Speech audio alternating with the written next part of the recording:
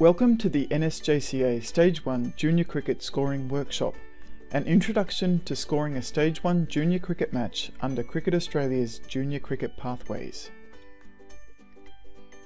The workshop essentially covers all the topics shown here in the table of contents.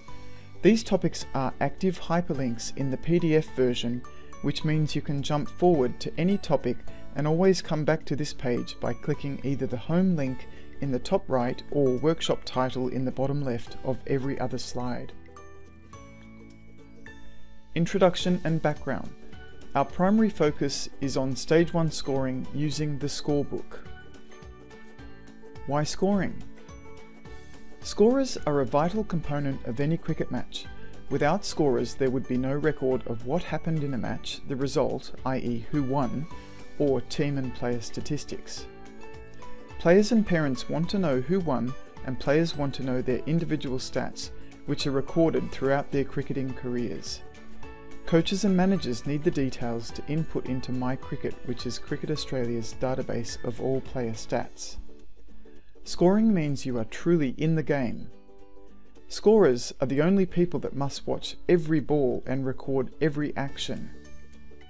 Some scorers consider their position as the best seat in the house. Scoring is a great way to meet and interact with the opposition in a friendly and impartial manner. Remember the spirit of cricket, be a good sport no matter the result, and set a good example. Scoring is a way to take your mind off other things. It requires considerable concentration, attention to detail, and accuracy and neatness. Others will need to read the scorebook after the match, so accuracy and neatness is crucial. Some scorers say they reach a Zen-like meditative state as the focus required takes them away from other mental distractions for the duration of the match. Not everyone likes to score, and some people genuinely panic. So if you can score, and are confident and competent, and of course willing, you'll likely find yourself regularly in hot demand to help out scoring. A key purpose of this workshop is to help explain scoring in a grassroots, easy to understand manner, and remove the fear factor so more people learn and come to enjoy scoring. Scoring is laid out in Law 3, the scorers, under the MCC Laws of Cricket. Appointment of scorers. 2 scorers shall be appointed to record all runs scored, all wickets taken, and, where appropriate, number of overs bowled. 2. Correctness of scores. The scorers shall frequently check to ensure that their records agree. They shall agree with the umpires at least at every interval, other than drinks intervals, and at the conclusion of the match, the runs scored, the wickets that have fallen, and, where appropriate, the number of overs bowled. Acknowledging signals. The scorers shall accept all instructions and signals given to them by the umpires and shall immediately acknowledge each separate signal. Scorers count. They are part of the third team with the umpires and have one of the best seats in the house. Duties of a scorer. Accept. The scorer must accept the signals given to them by the umpires, even if you think the umpire is wrong. Acknowledge. The scorer must clearly and promptly acknowledge each of the umpire's signals. Record. The scorer must record all details of the match, all runs scored, wickets taken, and overs bowled. Always write neatly and clearly. Check. The scorers should check often with each other to ensure their records agree. Remember, this is junior cricket, and parent umpires, like yourselves, are also volunteers and they can make mistakes. So while the umpire's call is the law, on occasion, with your best judgment, you may want to politely check or confirm a certain call, for example if the runs are from the bat, without unnecessarily interrupting the flow of the match. The scorers, the basics. Each team should provide one scorer and both scorers should sit next to each other. Each match should have at least 2 official scorers. Find somewhere with good visibility of play, but some distance away from players and spectators who can distract you. If one scorer scores electronically, for example using a mobile app, it's always recommended to have the other scorer use a paper scorebook or score sheet as a backup.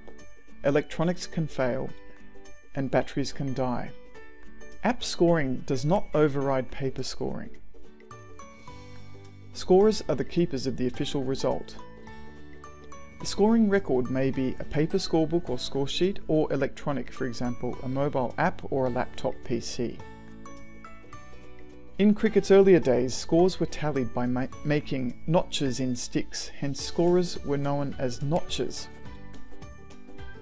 Scorers are not responsible for updating the scoreboard. Regular checking with your scoring partner during the game helps ensure results reconcile at the end. It helps maintain camaraderie and teamwork in the spirit of cricket, and accuracy of details. It also helps avoid scores not matching and helps prevent panic. Scorers' records assist umpires, coaches and managers to implement the NSJCA and Cricket Australia Stage 1 batting and bowling rules and restrictions during a match, and My Cricket data entry after the match, which is essential for recording the result and of course player stats. For more information, please refer to NSJCA's Blue Book, which contains all details on competition and match format rules. Communication is a very important part of scoring. The scorers must communicate with each other, calling out the action as it takes place to ensure that you're both recording the same details, regularly checking the scores at the end of each over and intervals. Scorers must also communicate with the coaches, with player lists and names of batters, bowlers and fielders during play, and also to inform the coaches and umpires when the batters are close to or have reached their deliveries quota, especially in Stage 1. Scorers must also communicate with the umpires, acknowledge the signals, cross-check scoring records and seek confirmation at intervals for any questions they may have regarding, for example, a method of dismissal or who took a catch and so on. Scorer's kit. There's quite a lot of equipment that a scorer needs. First of all, the scorebook or score sheet, or the electronic mobile app or laptop PC. If scoring electronically, don't forget to have backup battery or power banks. Pencils, sharpener, eraser, ruler, pens, fine tip to be able to write neatly and accurately, and correction fluid. A timing device, for example your watch or mobile phone. Try and synchronize the times with the umpires. Calculator, for example your smartphone. Comfortable chair and table sometimes.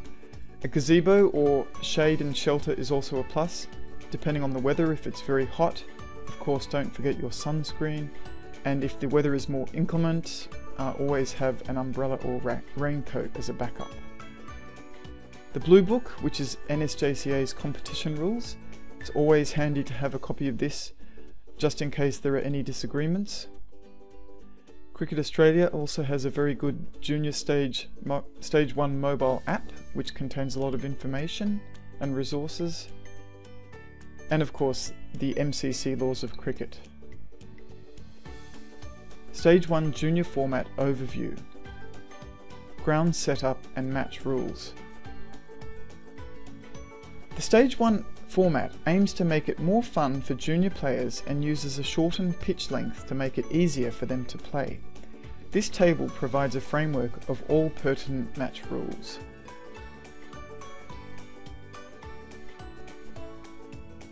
Matchday format rules. The number of deliveries a batter will face depends on the number of players in a team on the day. A minimum of 5 players is required for a match to commence, but up to a maximum of 9 players. However, there can only be 7 players on the field at any time, and that includes the bowler and the wicketkeeper. You can get a 40-metre length of rope and mark it off as shown to measure the shortened pitch length and also measure the boundary.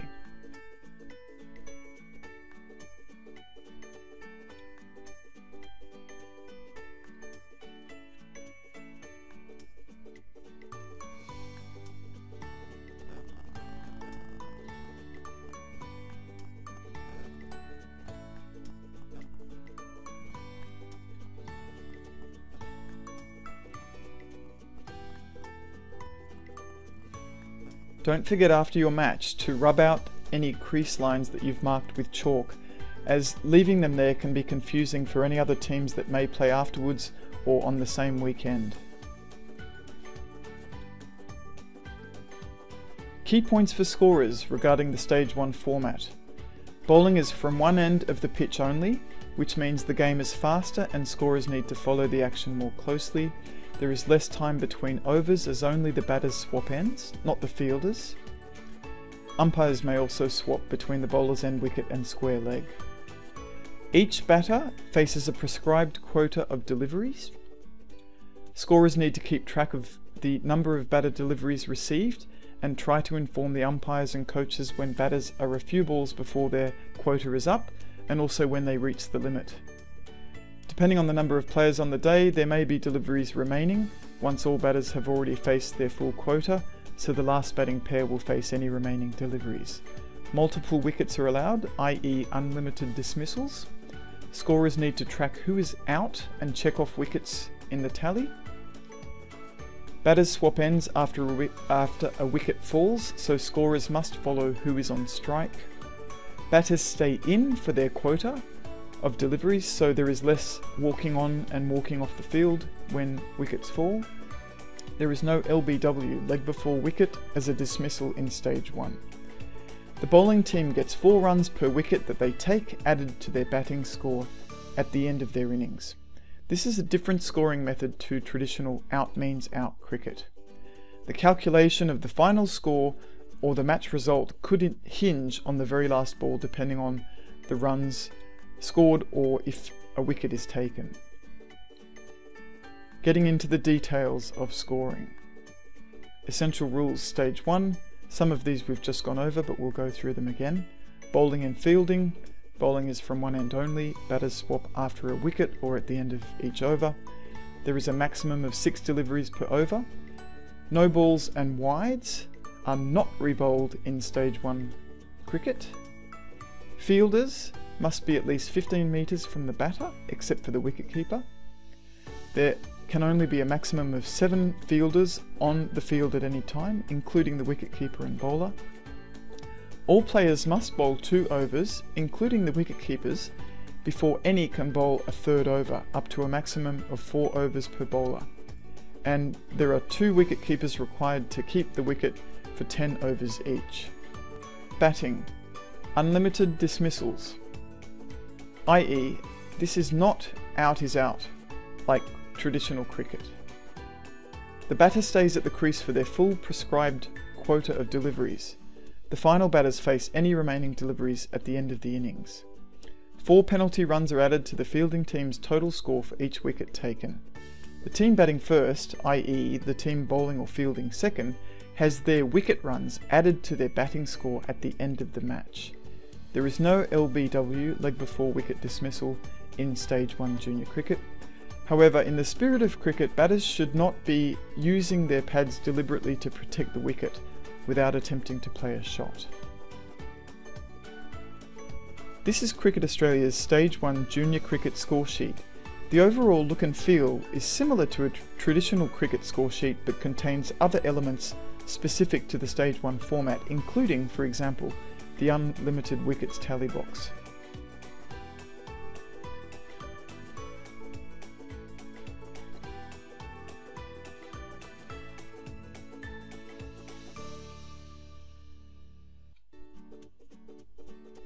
You'll likely find it easier to get into the swing of things if you develop a scoring flow and rhythm, starting with entering details from the top in the batting analysis and moving right and downwards, marking off the progressive score, wickets, end of over score, extras, and then back left to the bowling analysis.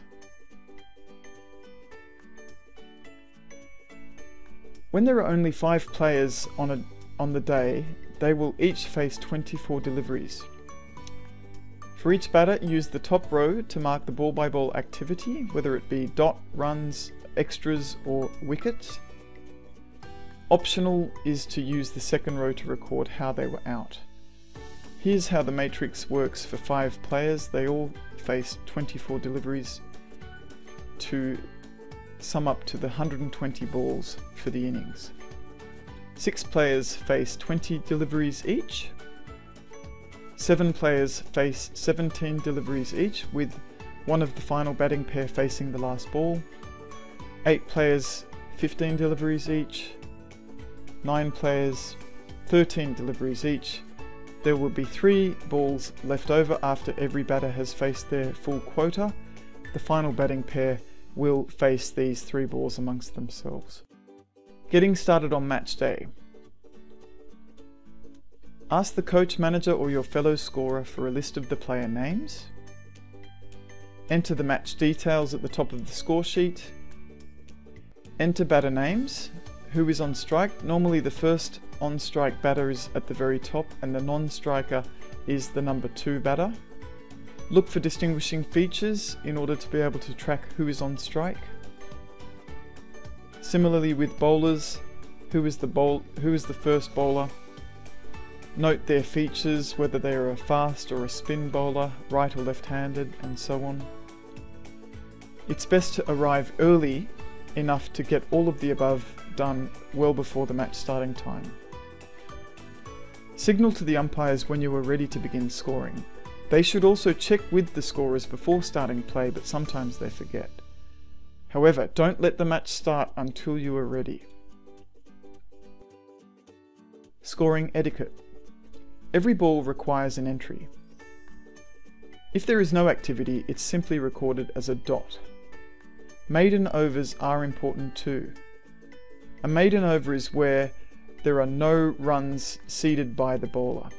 Some scorers shade the bowler's box to make it stand out, or join the dots to make an M for maiden or W for wicket maiden if a wicket was taken.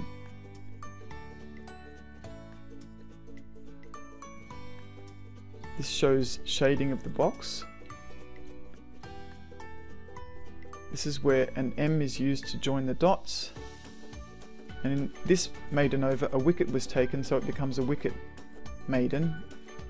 That's the W. At the end of each over, write the bowler number and total wickets and runs in the progressive over score column.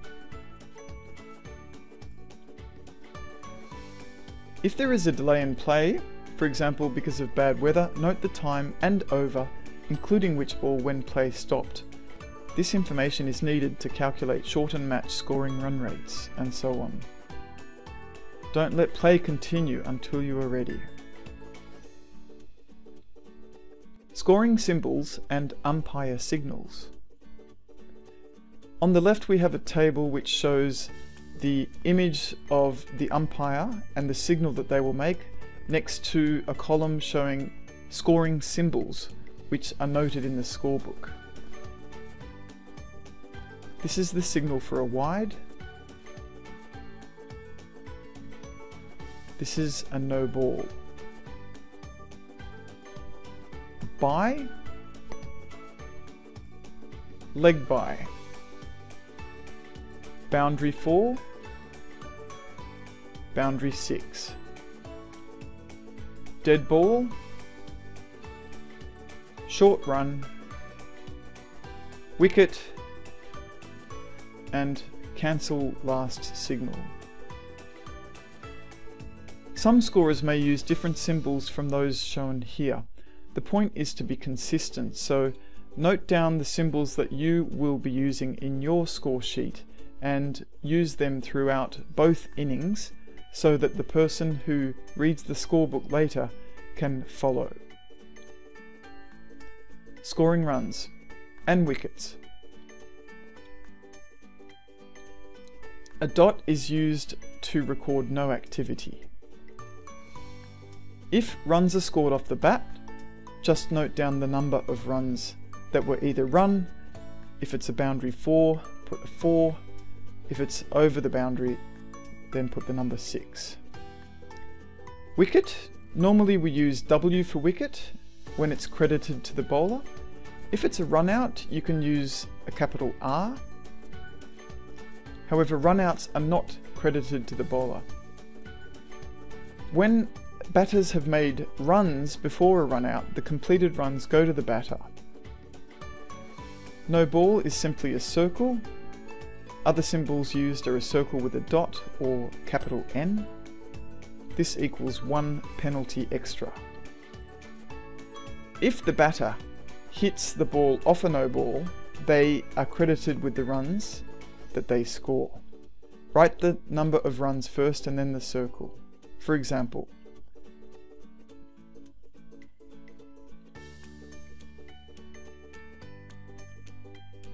if the ball does not hit the bat, but the batter's run, for example, they run a bye, or if it hits their body but not the bat, a leg bye, off a no ball, the no ball is recorded against the batter, the no ball is recorded against the bowler, and the bye or the leg byes are recorded as fielding extras. A wide, we commonly use the plus symbol. This is also 1 penalty extra. A wide by definition has no contact with the bat or person. For any additional bye runs, when, for example, the wicketkeeper misses the ball, note them as dots in the corners of the plus symbol. If a wicket was taken off a wide, for example a stumped or a run out, put a W in the top right corner of the plus. In this case, the batting team gets 1 wide penalty extra, but they also lose 1 wicket. For byes, use capital B. Another symbol is also the upward triangle. A bye has no contact with the bat or person.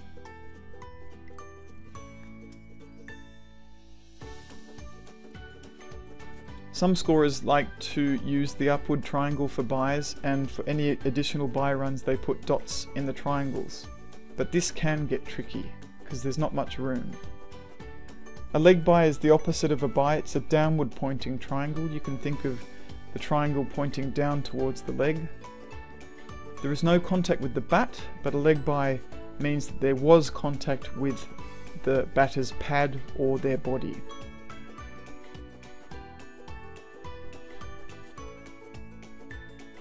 The New South Wales Cricket Umpire and Scorers Association recommends to not use the triangles for byes or leg byes because they're too small. So they would recommend the capital B for bye or the capital L for leg bye.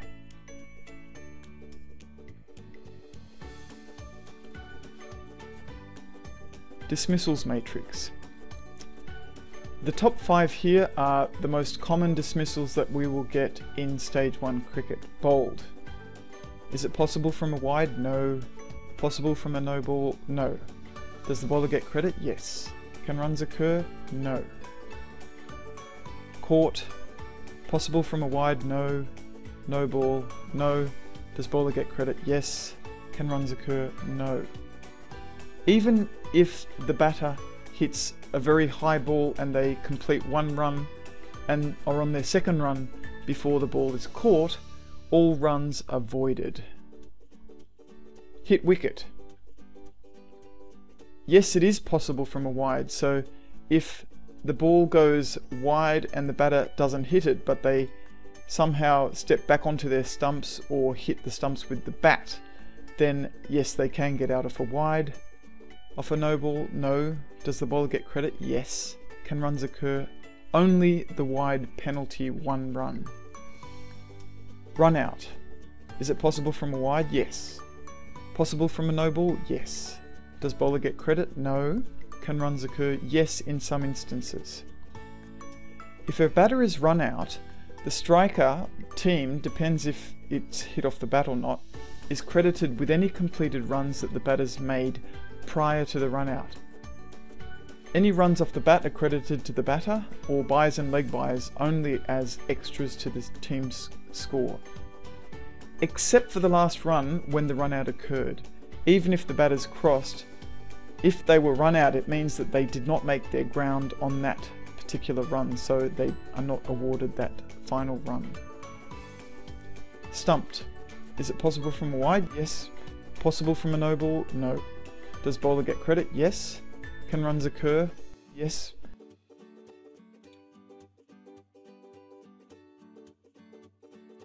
Here are some less common dismissals and the law number in the laws of cricket. Of course, as we mentioned earlier, there is no LBW, leg before wicket, in stage 1. Batting analysis. Why are there 2 lines for each batter? As we've mentioned already, the top line is used to record the details of each ball, whether it's a dot, run, extra or wicket. And optional, you can use the second line to record how the batter got out.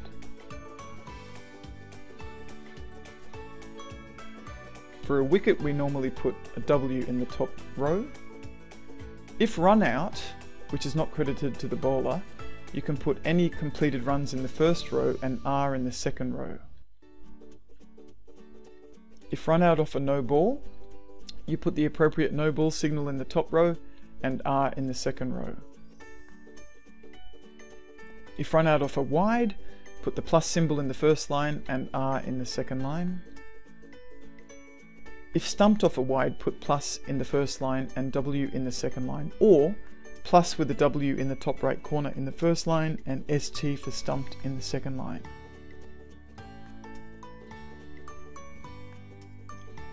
Other example notation for different types of dismissals: no LBW in stage 1 cricket. If it's bowled, you can put W in the top line and B for bowled in the second line. Caught, similarly, W in the top line, C in the second line. If it's caught and bowled, you could put CB in the second line. Stumped, W in the top line, ST for stumped in the second line. Hit wicket, HW in the second line. Run out, similar to what we've discussed above. If it's a run out off a dot ball, just the dot with R in the second line. If there were runs, put the runs in the top line, R in the second line. And if it was byes or leg byes, put the appropriate scoring symbol in the top line and R in the second line. At the conclusion of the match, make sure both scorebooks match, including the Live Score app or any other electronic scoring software. Try to trace and fix any differences between the scorebooks. This is why it is very important for scorers to call the action and constantly check with each other throughout the match, at the end of the over, when batters change, and any other reasonable opportunity. Add up all individual batters' scores and tally their number of outs. Add up all the extras, no balls, wides, byes, leg byes. For each wicket taken during a team's bowling innings, multiply by 4 runs and add the number to that team's total batting runs and extras. Batters' runs plus extras plus 4 times the number of wickets taken equals total score. The team with the highest calculated total score is the winner of the match. This calculation is different to traditional cricket, given the 4 runs per wicket factor added back. Even if someone is scoring electronically using the MyCricket Live Score app, it does not automatically mean that the app is correct and does not override paper scoring, as there is ample scope for human error even with apps if the user is unfamiliar, enters data incorrectly, or is unable to trace and fix an error. They may not even be aware that they made a mistake in the first place. And even if using the Live Score app to upload to Cricket in real time, the data is not locked in until the very final confirmation step, so when the match has just ended and scorers are cross-checking, there is still time for paper and electronic scoring reconciliation, and any mistakes in the Live Score uploaded data should be manually corrected so that both scorings records, scores and player details match each other. Calculating team scores. No runs are deducted from the batter's or team's score when a wicket is lost. Instead, for each wicket that the team lost during their batting innings, the bowling fielding team is awarded 4 runs per wicket, which is added to their total batting innings score at the end of the match. A team's total score is determined by adding runs scored from their batting innings, including all extras, byes, leg byes, no balls and wides, the number of wickets they took when bowling multiplied by 4 runs per wicket taken. In sum, the winner is the team with the highest combined total score at the end of the match. The team batting second starts with a blank score sheet.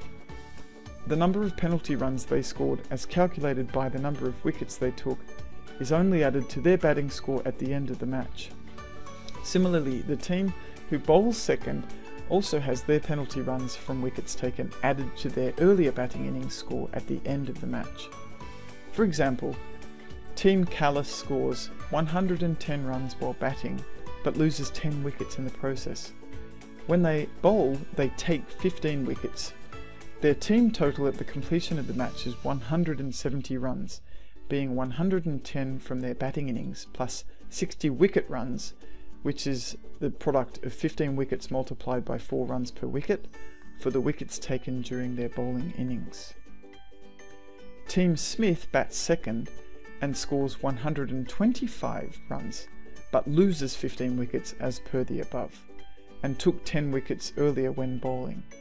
Their total score would be calculated by adding the 125 from the batting innings and the 40 wicket runs, being 10 wickets at 4 runs per wicket, giving 165 runs.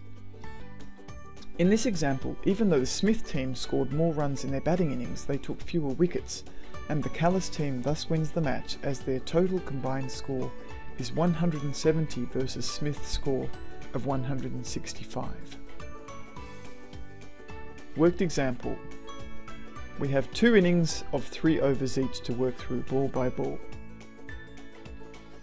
This is the summary of all of the action, but we'll go through each over separately. Remember the scoring flow from the top left batting analysis through to the progressive total score, wickets, over score, extras back to the bowling analysis. Home batting over 1. First ball is a dot. This is simply recorded as a dot in the batter's line and a dot in the bowler's line. Second ball is 1 run. We put 1 in the batter's line, cross off 1 on the progressive total score, and put 1 in the bowler's line. Next is 2 runs.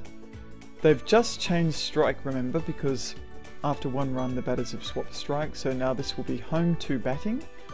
Put 2 in their line, cross off 2 on the progressive score, and 2 in the bowler's line. With 2 runs, the batters will have crossed once and then come back to their original position, so it's still home 2 on strike. The next ball is a no ball, so we put a no ball in the batter's line. This is not credited to the batter, but we simply mark it here as a record of how many balls the batter has faced. We put a no ball in the progressive total score so that we know how that run was scored. We cross off 1 in the no ball extras, and we put the no ball circle in the bowler's line. The next ball, the batter hits 3 runs. This is still home 2. So we mark 3 in their line, cross off 3 in the progressive score, and put 3 in the bowler's line. The last ball of the over is 6 runs. Now this, because the previous delivery was the batters ran 3, it is now home 1 back on strike. It's a 6 in home 1's batting line, marking off 6 in the progressive score. Note here we are going 3 for 8, 9, 10, and then we go on to the next line 11, 12, 13. We usually can just put a little bit of a tick on each of the ends of those lines to indicate that it's a continuous score. Put 6 in the bowler's tally. So after the end of the first over, which was bowled by bowler number 1, we have a score at 13, as shown here in the progressive total score. No wickets for 13. And we put down in the bowler's analysis, no wickets for 13 in this case, because all of the runs, including the no ball, are credited against the bowler. Similarly for over 2, the first ball is 4 runs boundary. Now, the previous 6 was hit by home 1 batter, and at the end of the over they will have changed strike, so now this 4 boundary goes to home 2. So we mark 4 in the home 2 batters line, cross off 4 in the progressive total score, and 4 in the, this time, away 2 bowler. The next delivery results in 2 byes. There is no contact with the bat. The batter's run because the wicketkeeper missed the ball. We mark 2B in the batter's line. This is not credited to the batter, but we simply mark it to note what happened for that delivery and counting the number of deliveries faced by the batter. We mark off 2Bs in the progressive score, and you can underline this. This is optional, but it just indicates that both byes happened as one point of activity. Cross off 2 byes in the extras and 2B in the batter's line. Again, byes are not credited against the bowler, but we're simply marking them here in the bowler's analysis so that we know what happened on that delivery. The next delivery results in 2 wides. This means 1 wide penalty for the actual wide, plus the batters ran a bye run, but in this case it's credited against the bowler and counts as 2 wides. This will be home to the batter. We mark this with a plus and 1 extra bye in the corner. We mark it as 2 pluses in the progressive score. Similarly, we can underline this just to indicate that the 2 wides happened together. We mark off 2 wides in the extras, and again the plus with the dot in the corner in the bowling analysis. This does count against the bowler. Wicket, bowled. Here's our first wicket. So it was home 1 on strike because they ran that previous bye on the wide. So we have W in the top row. We optional, but we put a little B in the second row just to indicate it was a bowled dismissal. We mark off 1 of the wickets and we put a W in the bowler's line. Next is a no ball, but the batter hit it and ran 2. So we have a circle around the number 2. We're back to home 2 on strike here. So home 2 doesn't get the no ball credited to their runs, but they do get the 2 in the circle. We mark on the progressive score the no ball, which happened first, and then we extend out for 2 runs, which are credited to the batter. So off that delivery, the team gets an extra 3 runs, 1 for the no ball plus 2 from the batter's runs. Mark off 1 no ball in the extras and a circle with a 2 in it in the bowler's line. All of these 3 runs are credited against the bowler. The next delivery results in a wicket. Now, because the batters ran 2 in that previous delivery, home 2 is still on strike, so this wicket goes against home 2. W. C in the second line is an optional recording of how the batter was dismissed. Another wicket off the wicket tally, and we put wicket in the bowler's line. So now this time we have, the previous over there were no wickets scored, but this over we've had 2 wickets, which you can see from the cumulative tally of wickets. So we have bowler 2 just bowled this over, and we have 2 wickets for a total now of 24 runs, which you can see in the progressive total score. And in the away 2 bowlers bowling analysis, we have 2 wickets, and for against 1, 2, 3, 4, 5, 6, 7, 8, 9 runs. The 2 byes are not counted because they are not credited against the bowler. Over 3. First delivery is a no ball and 2 byes. So we have 2B, this is home 1 on strike, and 2B is encircled, so the circle is for the no ball and the 2B is for the 2 byes that were run. There was no contact with the bat or person, and these runs, none of these go to the actual batter's score. The no ball goes against no ball penalty extras, and the 2 byes go against fielding extras, which is marked in the progressive score as the no ball, B, B, and we can underline that just to indicate that it all happened as part of the same delivery. We mark off 1 no ball in the extras and 2 more byes in the bye extras. And we put the 2B in the circle in the bowler's line.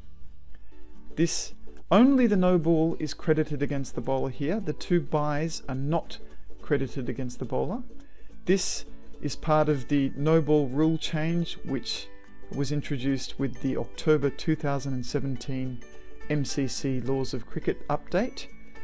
Previously, these bye runs would have counted as additional no balls. So in the past, this would have been 3 runs against the bowler, but now it's only the 1 no ball against the bowler, and the 2 byes go as fielding extras. The next delivery is a wide, but the batter was out of their crease and they were stumped. So we mark this is home 1, was on strike. They have the wide. It's not credited to their runs, but it's just an indicator of what happened on that delivery, so we can count how many balls they have faced. We have a little W in the top right corner to indicate the wicket, and optional you can put ST for stumped in the second line. This is marked as a wide on the progressive score because we still do get the wide penalty run added to the score, but we also have the wicket. We put the wide in the extras, and we put the plus with the W in the bowler's line. The bowler is credited with this wicket, but they also ceded the 1 wide penalty run. The next delivery is 3 leg byes. So we have home 2 on strike because the previous batter home 1 was out and they swapped after the wicket. So we have a 3L. There was no other no ball here, so it's just purely 3 leg byes. We mark this on the progressive score as L, L, L. We can underline those again to indicate that they were all part of the same delivery. We mark off 3 in the leg bye extras and put 3L in the batter's line. The next delivery, the batters ran 1, but on the second run, one of them was run out. This would be home 1 being out. That we record their 1 run, but we also record the R for the run out. On the progressive score, we have 1 run ticked off and 1 wicket. And we put 1 in the bowler's analysis because the run out is not credited to the bowler, but they did cede the 1 run. The next ball is a dot ball, quite simple. Put in the dot in the batter's line and the dot in the bowler's line. And then the final ball of the innings was a wicket caught. Even though they did complete 1 run and were crossed and came back for the second run, when it's caught, no runs count at all. So we have a W for the wicket, C indicating the method of dismissal, 1 wicket off the tally, and W in the bowler's analysis. So we now have, at the end of the 3rd over, which was bowled by bowler 3, they have 2 wickets. Even though there were 3 wickets in the over, the bowler only gets 2. However, for this progressive over score, we have 3 wickets additional at 32 runs. So the previous over there were 2 wickets down, plus the 3 from this over, we have 5 wickets for 32 runs.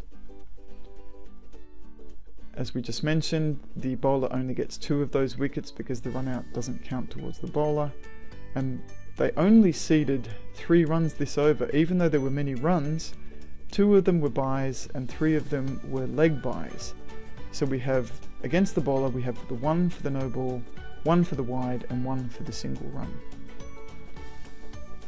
We can see our batter, home 1, made 1 plus 6 plus 1 equals 8 runs off 7 balls, and our home 2 batter made 2 plus 3 plus 4 plus 2, the last 2 being within the no ball circle.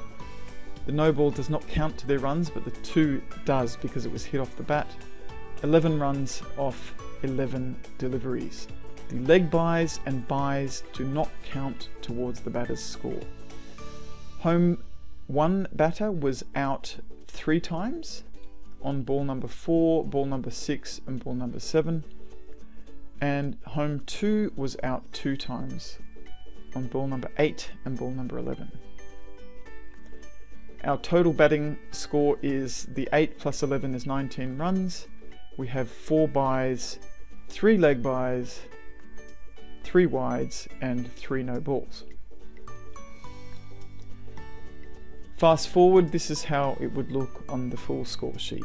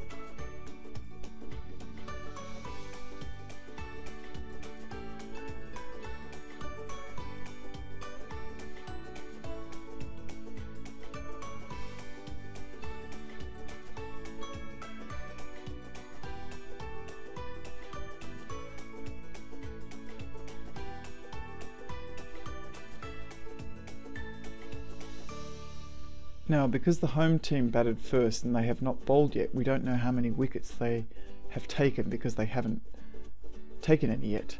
So we'll have to come back to this box at the end of their bowling innings and then add back 4 times the number of wickets they took to add the bowling penalty to their batting runs for their total score. This is the second innings. The away team is now batting. We have over 1. The first batter, away 1, hit 2 runs off the first ball, so we put a 2 in the batting line, cross off 2 the progressive score, and 2 in the bowling line. The second delivery was a dot. This is simply a dot in the batter's line and a dot in the bowler's line. Third delivery is 3 byes, 3B in the batter's line, 3B in the progressive total score, underlined to indicate it was all part of the same delivery, cross off 3 by extras, 3B in the bowler's line. 1 run.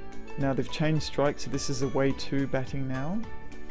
1 in their batter's line, cross off 1 in the progressive total score, and 1 in the bowler's line. Wicket. Now this will be away 1 batting because they've just swapped strike again. W and C to indicate how they were out. Cross off 1 wicket off the wicket tally, W in the bowler's line.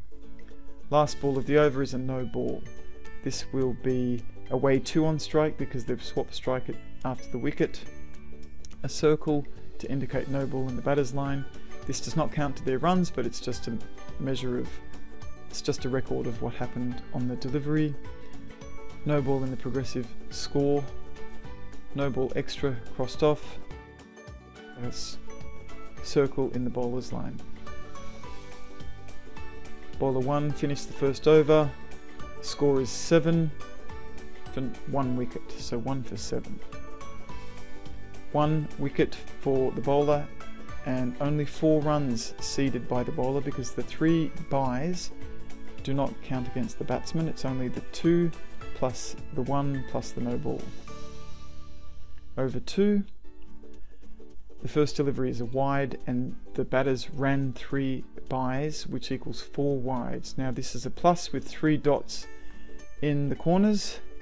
We mark that as 4 pluses on the progressive score and underline that to indicate it was all part of the same delivery. Cross off 4 wides in the extras and a plus with 3 dots in the bowler's line. They had swapped strike, so now this is away 2 on strike who scored 3 runs, 3 in their line, 3 off the progressive score and 3 in the bowler's line. It's away 1 on strike again, they hit the 6. Umpire signals 6, 6 in the batter's line, 6 in the progressive score, 6 in the bowler's line. The next delivery is a wicket. This is still away 1 on strike and they were caught. So W in the top line, C to indicate the method of dismissal in the bottom line, and 1 wicket off the tally, W in the bowler's line. 4 runs, now they would have swapped strike because of the wicket. Away 2 hit a 4, 4 in their top line, 4 off the progressive score and 4 in the bowler's line. The next delivery, away 2, is bowled. So we put a W in the top line and a B for bowled. Optional. Method of dismissal in the second line. And we put W in the bowler's line after the wicket. Cross off 1 wicket in the wicket tally and W in the bowler's line. That's the end of the over, bowled by bowler number 2, and there were 2 wickets in that over. As we can also see from the wickets tally, we now have 3 wickets out for 24. And the bowler gets both of those wickets, 1 caught and 1 bowled, and 17 runs off the over, which is the 4 wides plus 3 runs is 7, plus 6 is 13, plus the boundary 4 is 17 runs. So quite an expensive over, but 2 wickets. Over number 3, no ball and bye for the first delivery. This will be a B with a circle around it, and facing is away 1 because the previous delivery was a wicket, plus it was also the end of the over. We have 1 circle for the no ball and 1 B, and an underline to indicate they were part of the same delivery in the progressive total score. We cross off 1 no ball extra and we cross off 1 bye, and we put the B in a circle in the bowler's line. Second delivery is a wide, but the batter was stumped. Now because they just ran a bye, it will be away 2 on strike, and we put the plus with the W in the corner again, and we mark off ST for the method of dismissal. In the progressive score we have the 1 wide penalty run extra, but we also have 1 wicket, and we put the 1 wide in the extras and the plus with the W in the bowler's line. Third delivery is 1 leg bye. Now this will be away 2 on strike, away 1 on strike because they would have swapped at the wicket. So we have L in the batter's line. This is not credited to the batter, we only put it here to mark what happened on that ball in order to count the number of deliveries. L in the progressive overscore, cross off 1 leg bye in the extras, and L in the bowler's line. The L does not count against the bowler's runs either, as mentioned earlier. Fourth delivery, 2 runs then run out. So this will be away 2 on strike, they get the 2 runs, however they will run out. 2 on the progressive score, 1 extra wicket, and 2 in home 3's bowling line. They do not get credited for the run out. Wicket caught. This is away 1 on strike because they had already changed strike when the run out occurred, and they would not change back because it's a wicket anyway. And they're caught. So we've marked down the wicket and W in the bowler's line. Now this will be away 2 facing. They get 2 runs. So final 2 runs for the innings brings the progressive score to 32 and 2 runs in the bowler's line. So at the end of that over, we have bowled by bowler number 3 and the score at 32. We've now got 6 wickets, 3 wickets in the last over, 2 from the batter, 1 run out and 2 wickets credited to the bowler. 6 for 32. The bowler gets 2 of those, not the run out, and seeded 6 runs, being the 1 no ball, the 1 wide, and 2 separate shots of 2 runs. Batter 1 from the away team scored 2 plus 6 equals 8 and was out 3 times off 10 balls. Batter 2, 1 plus 3 plus 4 plus 2 plus 2 is 12 runs off 8 balls, and they were out 3 times. Our total bat runs is 8 plus 12 equals 20. We had 4 byes, 1 leg bye, 5 wides, 2 no balls. Fast forward.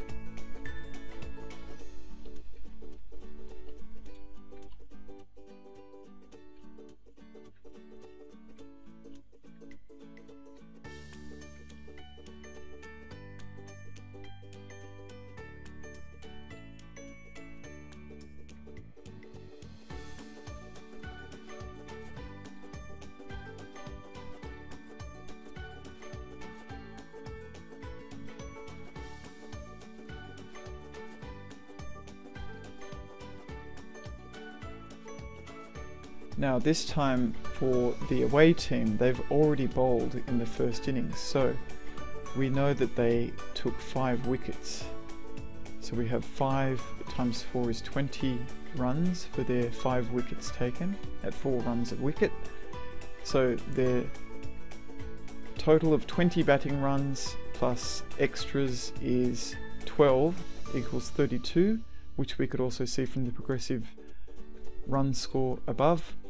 Add 20 equals 52.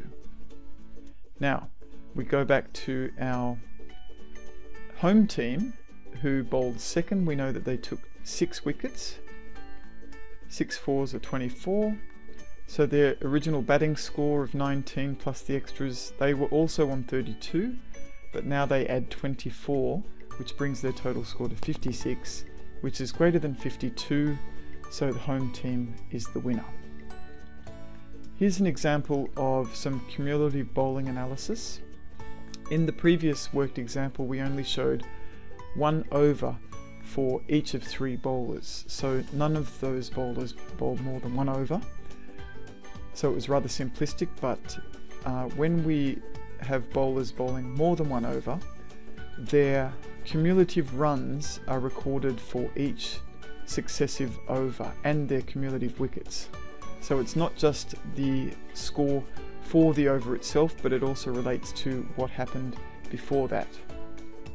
So as we can see here for away 1 bowler, is this a maiden or is there a run here? There's actually 1 no ball, so they didn't take any wickets, so they still have 0 wickets, but the previous 13 from over 1, they now add 1, so they have 14 here. And the over 3, there was 1 leg bye. Now this technically is a maiden because the leg bye does not count against the bowler, so as far as the bowler is concerned, still 0 wickets, but still 14 runs, and we mark this as a maiden. So they bowled 3 overs, 1 maiden, they had no wides, but they had 2 no balls from over 1 and over 2, they had no wickets, and total of 14 runs seeded. For away 2, we have 2 wickets from the first over, no wickets in the second over, so that 2 wickets remains the same. We have 1 leg bye and 1 bye. Now this is technically a maiden because although runs were added to the batting team's score, they are not counted against the bowler. So we have 9 runs being no additional runs scored in over 2, and we mark this as a maiden as well. The away 2 bowler's third over, we have 5 dots but 1 wide, so this is not a maiden because there is 1 wide penalty. No extra wickets, so we still have 2 wickets, but we now add 1 to the previous 9 to have 10 runs at the end of 3 overs.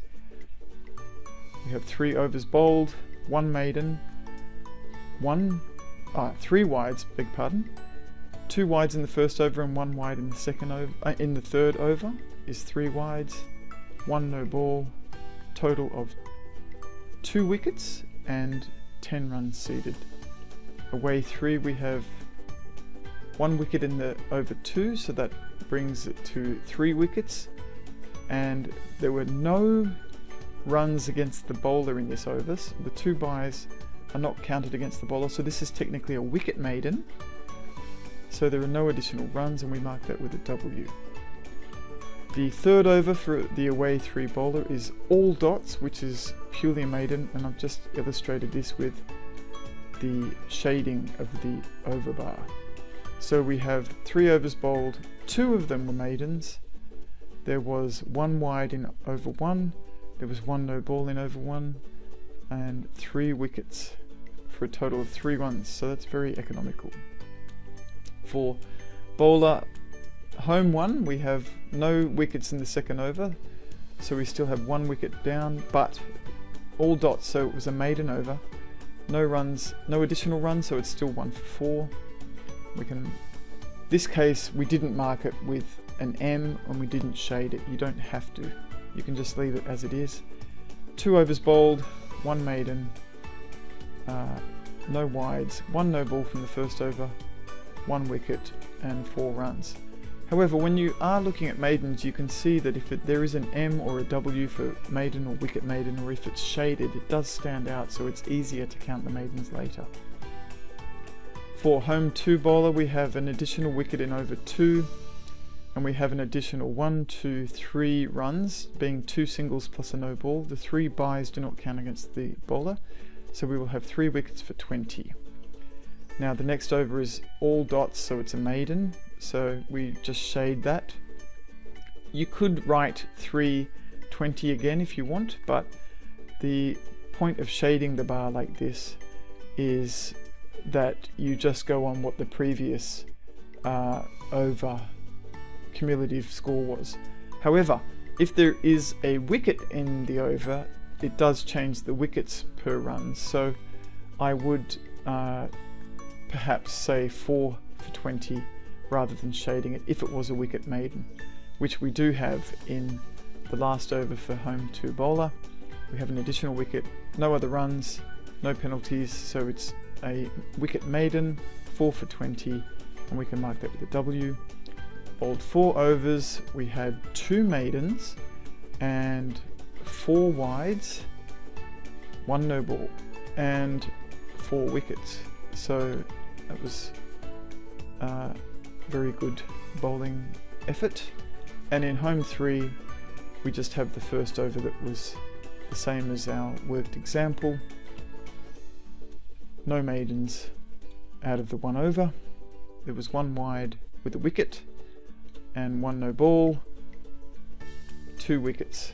So it gives us a total of 2 for 6.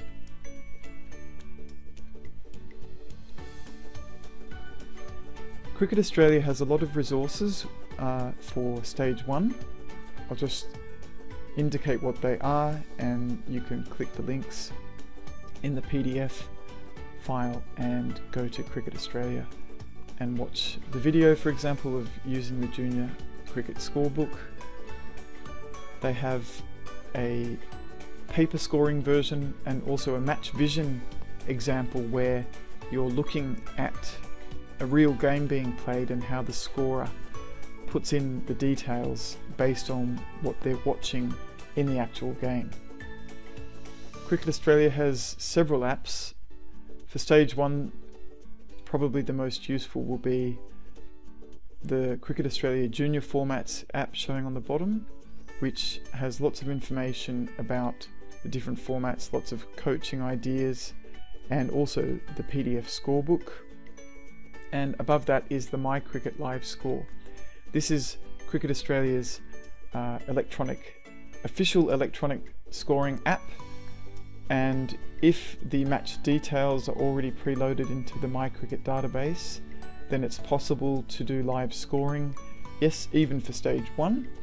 However, it's important to be able to know how to score on paper before jumping straight into the app, because you'll need to know a lot of the concepts that we've discussed in this workshop so far, including umpire signals, who is credited with what in terms of dismissals and extras, be they bowling, penalty extras, which are the no balls and the wides, or the fielding extras, which are the byes and the leg byes, and the combinations, so wickets off a wide, or bat runs, or byes or leg byes off a no ball, and how they're respectively scored. So the MyCricket Live Score app is great and it's very helpful, but it also helps to have knowledge of how to score on paper before you jump into the app.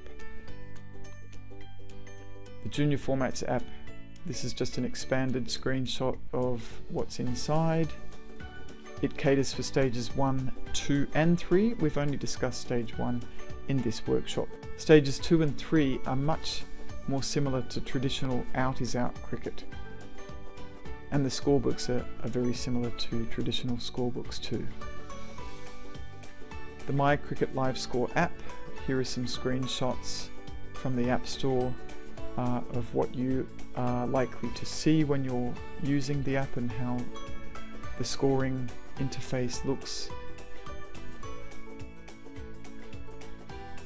Cricket Australia also has a video on how to use the MyCricket Live Score app to score a junior match. They use the demo match, which is already preloaded into the app. It's worth having a look.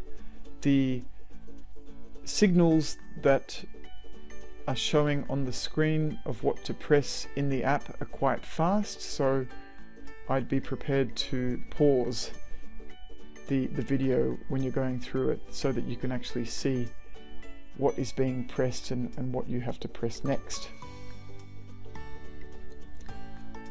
That concludes the workshop. Some of the quotes that you'll often hear at a junior game: the kids, who's winning, what's my score, what was my strike rate, how many wickets did I get. After they've already batted, often players will come and tap the scorer on the shoulder. If you're very busy concentrating, just politely say, please don't disturb me right now, I'll give you the information when I have a chance. The main thing is to enjoy yourself. The coach will be encouraging the players, but sometimes as a scorer you might find that someone decides to call you in the middle of scoring and you'll have to say, I'm sorry, I can't talk just now, I'm scoring.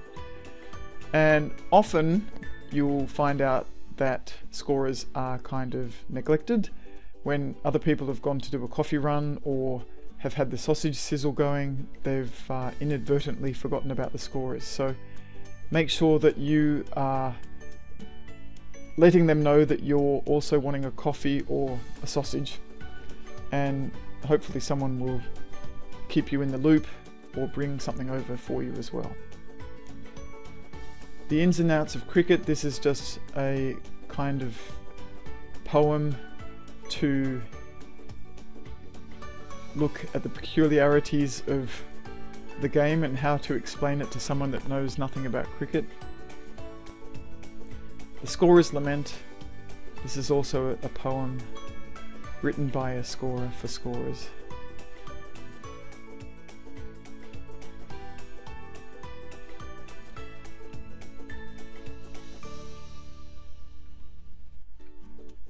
Thank you very much.